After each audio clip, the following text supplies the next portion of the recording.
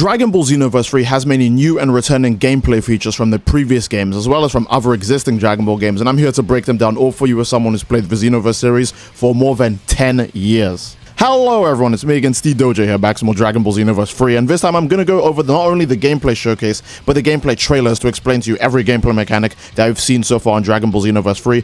Way more like Xenoverse than any other Dragon Ball game. I've seen a few people doom post and complain about that, but really it plays far more like Xenoverse than any other Dragon Ball game. All 4 characters entering have unique poses and can be pre-selected. Now we know this is the case obviously because we see in the story mode version of the gameplay trailer that Brett and the main character are doing basically the Great Saiyan Squad poses, but then in the gameplay showcase all the poses are different. This is obviously because you can change these poses, because again this is a thing you can do with Dragon Ball The Breakers, where when you are entering a game you could pick which animation you wanted your character to enter with. There's also the name display, and the name display very obviously shows that you can customize titles in Dragon Ball Xenoverse 3, so more like cross versus mode, you can kind of flex everyone what your title is before a match actually starts. This is the same with regular Xenoverse PvP, to be honest, but cross versus mode I think is the inspiration for stuff like this, because again it's much closer to Xenoverse 3 and Dragon Ball The Breakers.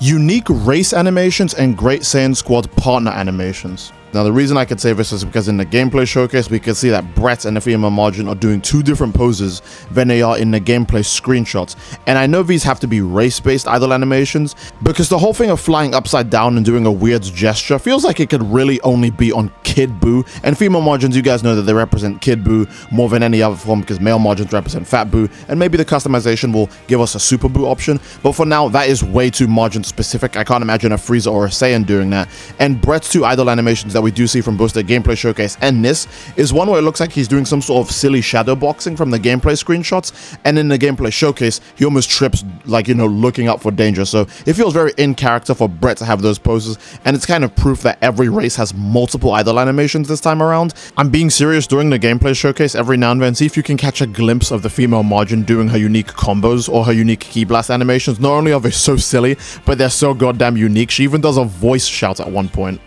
We have a ground sprint in Dragon Ball Xenoverse 3 as well now. Now I know it's going to obviously have to serve a purpose because you can fly in these games, so the only reason why you have to have a ground sprint is because there's going to be times where you can't fly. Maybe there are missions where flight isn't available and we only get Tournament of Power kind of super high jumps instead, or maybe any of the other random unique features could be in play, but ground sprint will probably be a way to conserve energy since boosting and flying around does actually affect your energy meter overall. Air jumps are actually making a return because this is something that was in Xenoverse 1, but they removed it from Xenoverse 2, and obviously the reason they removed it from Xenoverse 2 is that 1, it didn't really make any sense that you could still jump in the air, and 2, in Xenoverse 1 it was used to heavily exploit the game's iframes and balance a lot, because jump attacks, as you guys know, have insane tracking, and they have iframes because of the weird properties of jumping, so they removed jump attacks overall in Xenoverse 2, or at least the ability to jump in the air. So now if you want to exploit anything that comes with jumping, you'd have to stay on the ground, but that's much harder to do in a Dragon Ball game since everybody can fly. This is one of the many signs that Xenoverse 3 is going to have much less iframes than the previous 2 games, and I'm going to go into it further when we talk about other things that have affected how many iframes possible are in this game.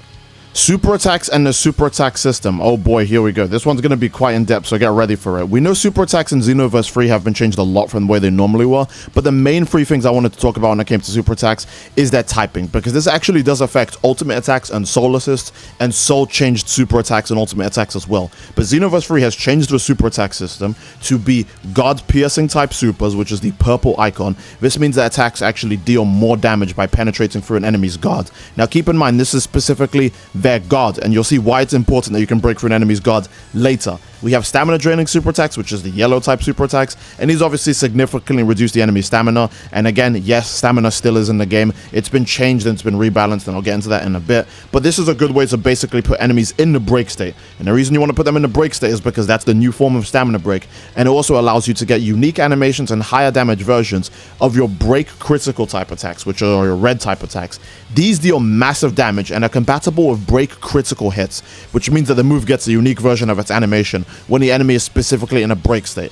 You can actually see the game goes as far as to make you teleport all the way to a broken state enemy when you press your super attack, so long as they're broken. Because again, how does the Super God Fist teleport this far to do this punch? So it's kind of exactly the same as Dragon Ball Z Kakarot actually. Now, if you guys play Dragon Ball Z Kakarot, you know that this is basically exactly like Dragon Ball Z Kakarot, where some moves got entirely unique animations if the enemy was in a break state. A good example is stuff like Dragon Fist, Super Spirit Bomb, Super Kamehameha, Big Bang Attack. There were just a ton of moves in general in Kakarot. It might have been every super attack in Kakarot that got unique animation when people were in a break state, but it makes me very curious to see how many of those unique animations will be different or the same in Dragon Ball Xenoverse 3, because when we see Dragon Fist gameplay in this game, is it going to look like Dragon Ball Z Kakarot, or is it going to look like Xenoverse 2, when the enemy's finally in a break state and you get the unique animation? How much more different will these moves look, and how much more damage will they get from it? And since we're talking about super attacks, we might as well address the elephant in the room, evasive attacks. Now, some of you guys might know from one of the gameplay showcases that obviously the content creator behind it was like, it seems like evasive skills are no longer in the game. But we know that objectively cannot be true, because in the game's gameplay trailer, they straight up show the skill Spread Shot Retreat. And it does look almost exactly the same as it does in Xenoverse 2. It's a jump back retreating move where you fire a bunch of Ki Blast at your enemy. This could literally only be used to get away from an enemy. So maybe evasive skills take up a whole super attack slot now, or maybe it's its own dedicated button press, hence why we don't see it in the big display of all the different options of the UI. Or maybe the button for evasives is just kind of not displayed in the gameplay right now currently because it's not really used so much in the gameplay showcase. We see Spread Shot Retreat though in the gameplay showcase. We saw Break Strike 100% in the V-Jump scans, because what else does that look like? And we can actually see Angry Shout too in the distance of this gameplay showcase, and that is really the effect for Angry Shout. That's the way it's always looked since Xenoverse 1. So evasives are still in the game, but we have no idea how they're going to be balanced for now. It's best to just wait and see more on this feature. But guys, if evasives are in the game, that confirms that stamina is still fully back in the game. I know a lot of people like to doom post about Ki and stamina, but I promise you the game is going to play much more like Xenoverse 2. You're just going to have to actually think this time. That's the only difference. I want to mention this now, the combo system is still the exact same from Dragon Ball Xenoverse 2. It's just that it happens to be that in the gameplay demo showcase we see that they kind of don't do it. They only either do the full heavy attack or the full light attack, but you can see during some instances they actually press lights into heavy and the combo changes completely. So while they never go all the way, I do want to mention that that system is still the same. Oh boy, here's a big one. We actually have abilities in Xenoverse 3. Now, you'll see specifically on the top right, something will keep flashing up saying activate abilities. And if you want to know what this ability does, immediately just look to the top left and you'll see which buff is under the player's name. Now, the buffs can range from obviously melee buffs or strike buffs and Ki Blast buffs, but we also see HP recovery can actually be a buff. It seems like there's something called flash recovery that when you land a finishing blow on an enemy, you actually gain some health back. Now, again, I'm not saying that this is a universal mechanic. This might only be for this specific character, and it looks like Jane might be a female Earthling rather than a female Saiyan, because again, during the customization they outright call her an Earthling. So maybe this is a unique buff for her specifically being an Earthling, or maybe it's for an item she has equipped, like a Super Soul or some other thing like that, because again, we don't know all the inner workings of the customization system, so we don't know how she's getting these buffs, because we could see that obviously meeting requirements like taking out enemies is giving flash recovery HP, and breaking enemies' guards gives technique recovery, which means your skills cool down faster, but we don't know exactly what's giving or triggering every single buff that we see available in this. It could be a Super Soul, it could be race specific, because we see this later, that when you're in Soul Change, the techniques actually change corresponds to the character you pick, meaning different characters have different skills. This might mean evidence is completely like there for Super Souls being in the game, but we'll get into that further when we get to the Soul Change section of the gameplay showcase. And now onto the normal Ki Blast change. Now, normal Ki Blasts have been changed. They're way more like they were in Xenoverse 1 rather than Xenoverse 2. Where in Xenoverse 2, they literally just don't serve any purpose. People just use them to exploit the game because they had really quick recovery animations if you dashed out of one. But it's way more like Xenoverse 1, where normal Ki Blasts actually can do a lot of damage to your enemy, and you can actually fire them in a volley. You guys might have noticed if you play Xenoverse 2 compared to Xenoverse 1, Xenoverse 2 literally does not have an animation for firing normal Ki Blasts of 2 hands. You can mash that button as much as you want, but you'll only see a character fire it ever from 1 hand ever and not from 2 hands. I'm not sure why they changed it like this. Maybe it's because characters in Xenoverse 2 have unique Ki Blast animations, like Hip putting his hand in his pocket and firing a Ki Blast. They probably thought it'd be awkward if he had to take his hand out of his other pocket just to keep firing the Ki Blast volley. And it's so weird too, because the animation is still in the game. If you play Evolution Blue Vegeta, he has one specific combo where he does the Xenoverse 1 normal Ki Blast animation, and it's just straight up still in the game. They just didn't put it on all the characters. I don't know, it's so weird. But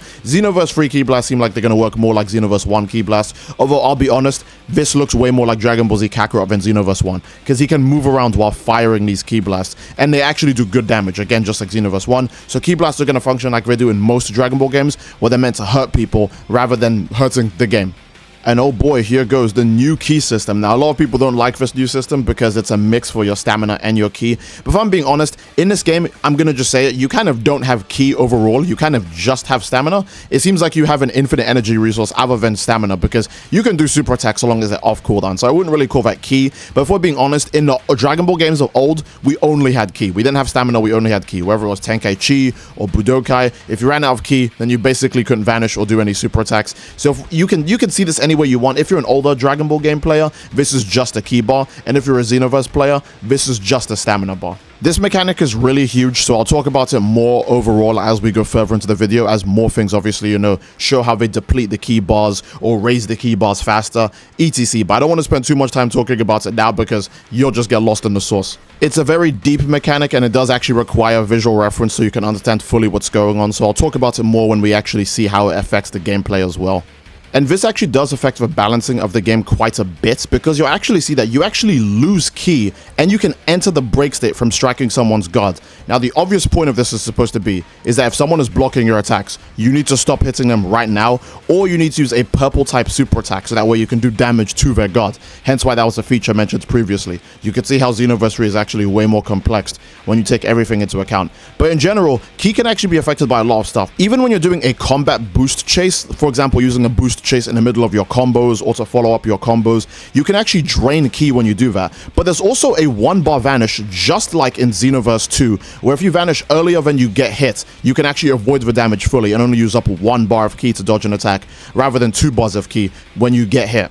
And I know some of you guys are slowly understanding, oh my god, Steve's right. It does take 2 bars of ki to avoid damage after you get hit, and only 1 bar of ki to avoid damage if you're doing it in a combo. Yes, because it's exactly like Xenoverse 2. I know a lot of people are doom posting and saying the game is more like Battle of Z or some other nonsense, but guys, the literal mechanic for how you use stamina to vanish into combos and how you use stamina to avoid damage is the exact same as it was in Xenoverse 2. So it's safe to say the evasive skills are still going to cost free stamina. I know people like to doom post because, oh my god, the guy only had 5 bars of stamina in the gameplay showcase. That's way less than you have in Xenoverse 2. Yeah, need I remind you that Xenoverse 2's max stamina used to be like 8 bars of stamina. It didn't go up to 15 bars of stamina until they added like the level 120 update. So you need to chill on the amount of stamina that we used to have, okay? Obviously, the higher your level and the further we get into the gameplay showcases, you'll see that the characters have more resources. And when they obviously change the HUD, because I'm very sure they'll change the heads-up display to show stamina and ki in more respective ways, right? When they do that, then obviously people will maybe doom post on the game less. But when it comes to the way stamina and ki works in this game, it's basically the exact same as it was in Xenoverse 2,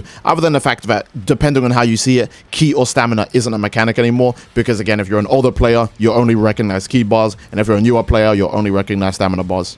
And of course, we have ki charge, aka energy charge. Now, I know a lot of you guys are going to be really sad to hear that, yes, charging ki still requires a super attack. It's not a universal button press. We thought this would change, especially with stuff like Ultra Instinct in Xenoverse 2, where charging ki was a universal mechanic in that transformation, rather than being its own super attack. But regardless, I do have to give ki charge a slight pass in this specific instance, because ki charging not only does it, again, charge your ki or your stamina, depending on how you want to see it, but ki charging actually cools down your other skills faster. Now, the obvious point of this would be is that if you have a ki charge on, it's because you want to do more damage. Now, whether this is going to be more useful to you in a parallel quest, whether you want to spam super attacks more, or if it's going to be more useful to you in a PvP mission, because again, I want to remind you that the ki charge animation in this game is very fast. You can probably ki charge in the middle of a PvP clash or in the middle of a player versus player match and get away with it, because ki charging is so quick in this game. That's just a really good way to bring back some of your strongest supers. Or if all of your skills are on cooldown because you kind of use them way too aggressively, you can use ki charge to then bring them back as fast as possible. Now, whether you like the mechanic like this or not, just let me know in the comment section down below. But overall, I don't mind the idea that charging ki is a really good way to get your skills back faster. I will say, though, I don't think this speeds up your soul assist gauge or your ultimate attacker gauge. It only speeds up your normal, regular skill gauge when it comes to using your energy charge. Energy charge seems like it's going to be the only ki charge in the game, because it'd be really weird the full power charge and maximum charge made into the game afterwards, because you charge up energy way too quick in this game. So I don't think the other 2 ki charges, or even the other 4 ki charges, because we have ultimate charge and like we have burst charge as well, right? I don't think the other ki charges will make it into the game, because it'd be really weird if you could somehow charge ki even faster than you can in the gameplay showcase. I wanted to mention that not only is energy charge not listed as any of the other damage types, because obviously it would be in the other skill set that's in Dragon Ball Xenoverse 2 as well, but while you're energy charging, Ki Blasts actually just hit your energy charge and they break right away, meaning if people want to stop you from charging Ki, they'd have to beat you up by boosting over to you or by hitting you with a super attack. I think that's pretty unique, and I can't wait to see how that affects the gameplay overall. Another feature showing how they changed the ki bar or the stamina bar, depending on how you want to see it, is that if you are actually doing a boost, your ki bar actually comes back much slower. Now, natural ki regen for your ki bar just obviously slows down when you're boost chasing. And I think the main reason for this why is obviously so people don't do weird things like boosting away from a fight to break their own stamina or reset their own, like, you know, ki bars or whatever. Because you guys would know people in Xenoverse 2 do that a lot. They use an evasive to push you away, and then they break their last bars of stamina, and then they just turtle basically until they get all their stamina back. And I think they want to undo that because your ki bar doesn't even go down when you boost chase. It just regenerates extremely slowly. So we'll see how that affects the gameplay overall, but yeah, they are definitely changing the way the stamina system works in the game.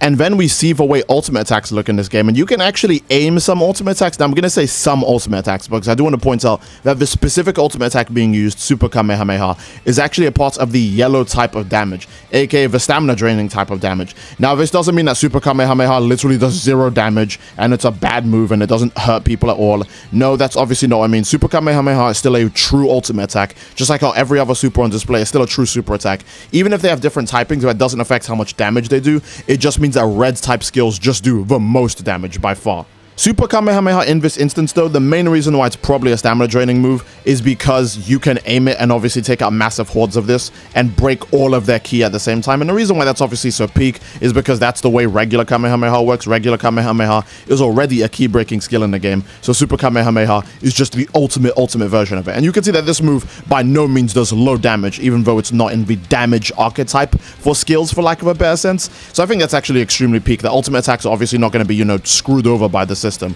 And I think you guys should obviously appreciate that too, because it just means we get cooler versions of ultimate attacks. Be honest, this Super Kamehameha is way cooler than any of the other ones we've ever had in Xenoverse. This is better than Perfect Kamehameha. This is better than Warp Kamehameha. It's better than Diamond SJ4's Kamehameha. It's just a much cooler Super Kamehameha and has way more utility. So I can't wait to see how they'll do the other Kamehamehas. Maybe Perfect Cell's one will be a break type Kamehameha, aka the red damage type, meaning it's going to do bonus damage when people are broken. And maybe Warp Kamehameha will be a guard piercing type because, you know, it's like a sneaky Kamehameha. It's supposed to get around people's guard, but also do massive damage. I can't wait to see the variety when it comes to skills in this game, but that's not really the end of it, because this also actually affects your soul assists too. Now, the only soul assist we see in this is obviously the Vegeta soul assist, and that one has the red damage type, and while we never get to see what the cinematic version of it looks like, I'm gonna go on a limb and say it's gonna look like a Z assist from Xenoverse 1, where there's a big cinematic of Vegeta and the player character obviously firing the move at the same time. And one thing that's actually interesting to note, and maybe this is just an effect of Gallic Gun in general or soul assist in general, but it seems like when the soul assist version of Gallic Gun hits, it's just one hit that does a bunch of damage in just one hit. It's not like the Kamehamehas where it's multiple hits inside of a beam. It's just one hit from both you and Vegeta inside of the whole attack. Maybe that's how Gallic Gun works, or maybe that's how soul assists work. We'll have to see more gameplay overall to actually, you know, get the answer to stuff like this. But it is interesting to note that obviously this move would be doing way more damage, and it would have a unique cinematic if the person on the gameplay showcase actually used it when an enemy was in a break state. It seems like reinforcement skills slash buffing skills still exist in this game, because you can actually see an NPC or a mob NPC try to go for it, and then they just kind of break almost immediately after they're done with it. And that's because obviously while these buff skills are using super armor to protect you from damage, you can still break in these situations. So we'll have to see more on buff skills in the future. But for now, it is nice to know reinforcement skills do make an appearance. This kind of confirms that most skills from Dragon Ball Xenoverse 2 are going to still show up in some way in Dragon Ball Xenoverse 3. So if anyone was doom posting saying, oh, the game is nothing like Xenoverse, you're kind of just wrong.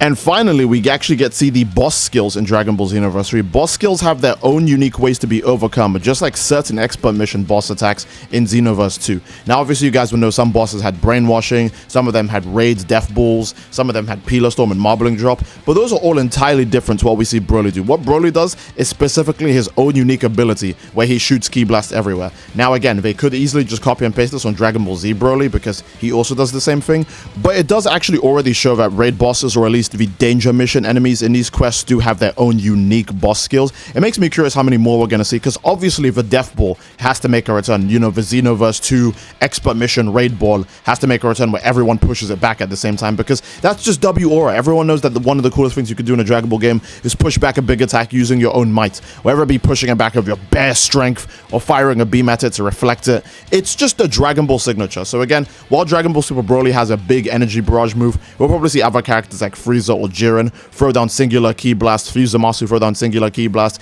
Maybe other enemies will still go for weird brainwashing, other like type skills and other weird things like that. But well, we'll have to see in the future, because again, it's just the one boss skill. We have no idea how the others are going to work by comparison. And speaking of skills, you can actually see that Broly here, the super attacks he has are some that he never even had in Xenoverse 2, and they're actually some skills they had in Dragon Ball The Breakers. So again, Dragon Ball The Breakers is the basis for Dragon Ball Xenoverse 3. Don't let me remind you for the 5th time.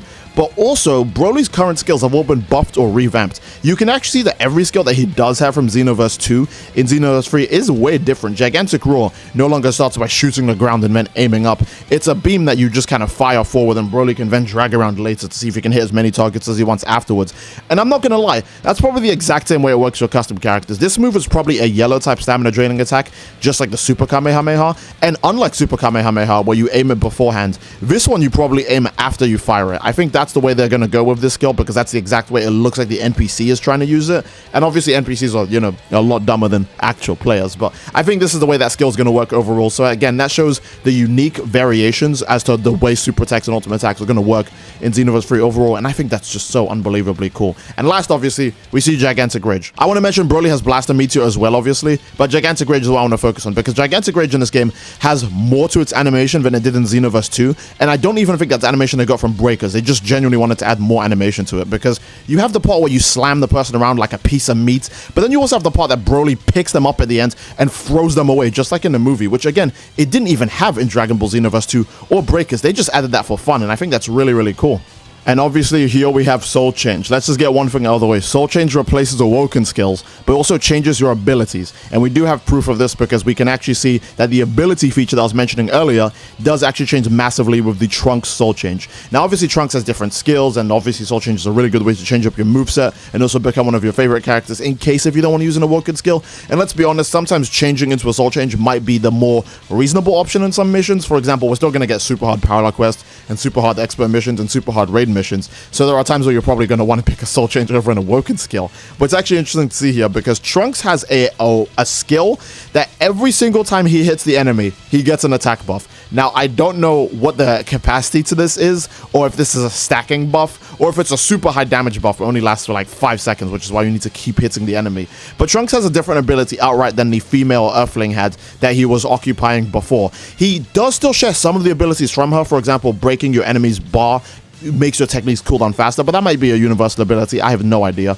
But Trunks in general, yes, he does have different abilities from the female Earthling we saw earlier, and I think that's very interesting to point out, because again, it means that Soul Change will still be viable. It's not just going to be, oh, forget Soul Change, no one's ever going to use it. No, there are going to be missions hard enough where you're going to want to have the different skills of different characters, specifically during the 40 seconds of them being active. I say 40 seconds, but in all honesty, when the game is actually fully out, maybe the time will be longer or shorter, depending on if your buffs can allow it to be longer and shorter. The same way how female Saiyans had the ability to make Z assists happen more frequently in Xenoverse 1, maybe female Saiyans will have longer Soul Changes, which would be weird, because I'd rather go Super Saiyan if I'm a Saiyan, but you know what I mean. Soul Change does have a place in the game, and I cannot wait to see furthermore how it's used when the game is obviously officially out, because it seems like Soul Changing does actually change your abilities to the abilities of that character. Now, I'm not sure, again, how roster characters are going to work in Xenoverse 3. I do think you'll be able to just pick them on their own, obviously, but I do want to point out specifically this mission that they're doing is kind of a story mission. They had to speak to Gamma 1 inside of the city for this mission to activate. This is not a regular parallel quest, and obviously in story missions, you can't pick original characters. Maybe Soul Change is the only way to pick original characters in story missions, and that's more so why it looks like this. It's not saying that roster characters are just dead overall. I need you guys to understand that, please. Reviving teammates might be one of the most important features in this game, and honestly, it's going to make people definitely play the game way more cooperative, because when your teammates go down, there's big text on the screen saying, hey, your brother's down, go pick him up, and then you only have 10 seconds seemingly to revive someone. Now, I'm not sure if people die permanently if you fail to revive them in this moment. Or maybe if you fail to revive them in the timer, it just takes longer to revive them overall, or they come back with less health. I don't know. But that timer seems very important to pay attention to. It seems like if you don't revive your teammates after a certain amount of time, they're just going to be dead forever. And this will probably force people to be more cooperative, because the longer the game comes out for, the more players will know that they need to pick their teammates up. Otherwise, the mission's just going to get harder, because that dude's never coming back for the rest of the fight. And when you see at the end of the gameplay showcase, after they beat Broly, they don't show it in the gameplay showcase, actually in the gameplay screenshots, but you actually get unique victory animations for when you finish quests in this game. Now, I want to point out that this is kind of a story quest. It's counted as a special mission, but this is kind of a story quest, and you still get special animations at the end of it. So obviously, during parallel quests and PvP matches, you would still be able to pick these. And again, this is very similar to Dragon Ball Xenoverse 2's Cross versus Battle mode, and to Dragon Ball The Breakers matches overall, because you could pick your victory screens, and I can't wait to see what crazy ones we're going to get. Especially ones we'll get like years down the line when they add DLC victory poses and other unique victory poses you can only unlock from hard missions or expert missions or raids. There's just so much customization overall in this game in general. And I think that is it. That is all of the unique animations we've seen so far in Dragon Ball Xenoverse 3. Now, obviously, I didn't talk about stuff like the Awoken skills from the gameplay trailers, and the main reason for that is because we only literally see the character transform into the Awoken skill, and that's pretty much it. We don't get to see any of the unique stat benefits from it or any of the other numbers or features it has, just a transformation into the Awoken skill, and then super attacks and ultimate attacks while transformed. But we know, obviously, again, that Soul Change basically replaces Awoken skill if you only pick Soul Change, so that's why I wanted to mention that. But without further ado, I think that's a solid place to end the video, lads. Again, I hope you do enjoy the video, and if you did, then obviously, again, please leave a like on the video. Show your support by sharing the video with your friends, especially your friends that think Dragon Ball Xenoverse 3 is nothing like the other games. And without further ado, yeah, great place to end it. Please leave a like, subscribe, as it greatly supports the channel. Leave a comment down below as to what you'd like to see next, and I will see you guys all later. Take care, and peace. Bye-bye.